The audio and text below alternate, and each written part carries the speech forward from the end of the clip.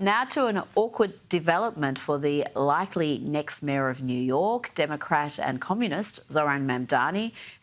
What do we call him? Democrat socialist, I think, is technically the term, but he's a communist, who is supposed to be a big ally of the LGBTQ community. But here he is, cozying up to Rebecca Kadaga. Now, this is a top Ugandan official who has pushed harsh anti-LGBT policies, including life imprisonment for gay people, Kosha.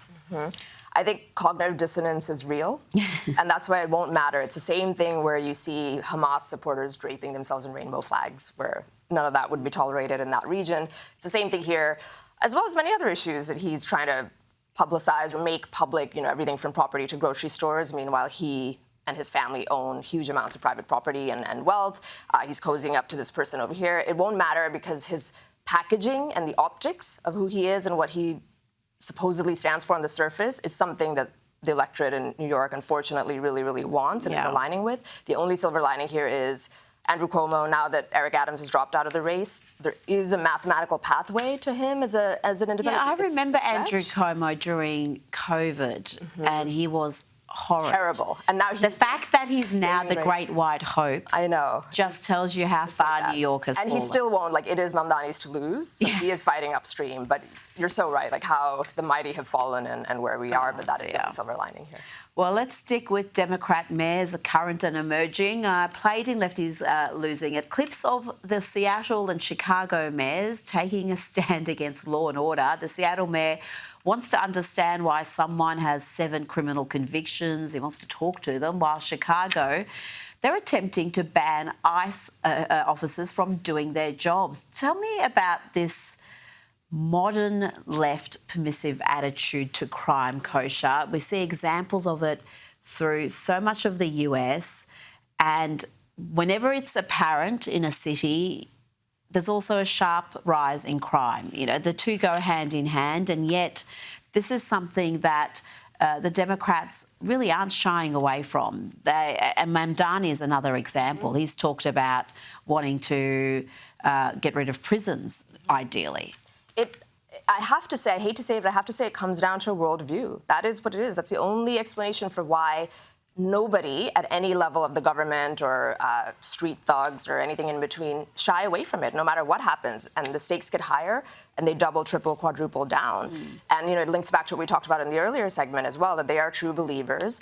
And it's everything from funding and that sort of apparatus, which Stephen Miller and others are talking about increasingly, to elected officials like the mayors is completely doubling down, to the soft on crime DAs and policies that they've pushed to decriminalize things that used to be felonies or now misdemeanors, so you're sort of encouraging it, and then just the denial by the media. And you put all of that together in this cauldron, and that is what you get. The only saving grace, again, is I think the mask is off for a lot of people, and the normies, as we say, the ones who don't follow news or pay attention to stuff, are now, I think, paying attention a little bit, but I hope it's not too little too late. And if you don't make arrests, if you give orders to overlook certain offences, then you can really manipulate the crime stats as well. And again, we've seen that happen, which confuses the issue even more. And California is often at the forefront of these soft on crime policies. Let's have a look at this astonishing footage of a mob of masked thieves ransacking a jewellery store in San Francisco. Kosha, property crime is higher in San Francisco than the national average, despite the many programs that they run for disadvantaged people to supposedly stop this sort of thing from happening. And you look at the data and it just gets worse and worse. So that place, California, beautiful, shining city on a hill. It's been running in massive debts and deficits forevermore because of these programs. And then simultaneously crime goes up. A picture is worth 1,000 words. So I think the more those clips and videos come out on one hand, and then you have El Salvador on the other hand, we can see the contrast. Everybody knows what needs to get done. And the question is there the political will to do it?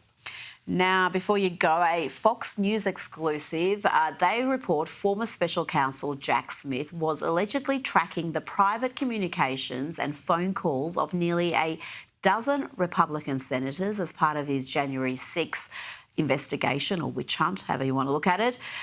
Some of these senators include Lindsey Graham of South Carolina, Marsha Blackburn of Tennessee, Ron Johnson of Wisconsin, Josh Hawley of Missouri, Mike Kelly of Pennsylvania, and several others. FBI Deputy Director Dan Bongino has briefed lawmakers on the discovery of Smith's surveillance. Let's hear from Marsha Blackburn. She spoke about what the FBI was up to. And now we find out that after the Mar-a-Lago raid, after the indictment of President Trump, they surveil us, people who support President Trump, members who are all Republicans. But it shows you how out of control and rotten to the core and politicized the FBI had become, and how they had absolutely no problem at all whatsoever with political weaponization. Politicised and rotten to the core. Strong words there from the Tennessee senator.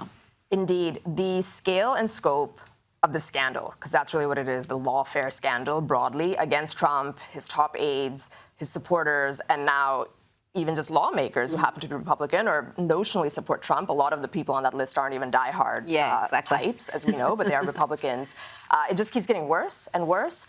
The other side of the story, though, here, I think that's getting a lot of people angry is the difference in how both sides wield power. So those were strong words, but all we seem to get from the Republicans are words. They were in charge of Congress when Jack Smith's investigation that undergirded this scandal broke. They had the power of the purse to defund that. They had other things that they could do or can still do, and they just seem to always be writing these strongly worded letters, issuing words, saying things like, let's get to the bottom of it, meanwhile the clock is ticking. And that is something that's getting a lot of people very angry, but there's a little bit of hope that maybe this time is different and you will start to see indictments. Saw a little bit with James Comey, but hopefully there are others coming down the pipe. Absolutely. It's time for accountability, because I think faith in these institutions is just going to keep decreasing until there is some accountability. Kosha Gada, thank you so much. Thank you.